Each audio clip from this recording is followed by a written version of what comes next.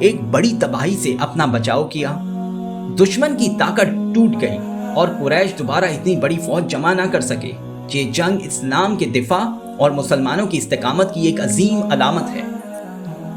اس جنگ سے ہم نے کیا سبق حاصل کیا؟ حضرت سلیمان فارسی رضی اللہ تعالیٰ عنہ کی تجویز نے مسلمانوں کو بچا لیا۔ 1 ماہ تک معاشرے کے باوجود مسلمان ڈٹے رہے۔ مدد ہمیشہ اللہ ہی کی طرف سے آتی ہے۔ مسلمان ایک ہو کر بڑے دشمن کا مقابلہ کر گئے۔ یہ جنگ بتاتی ہے کہ اندرونی کمزوری دشمن سے زیادہ خطرناک ہو سکتی ہے۔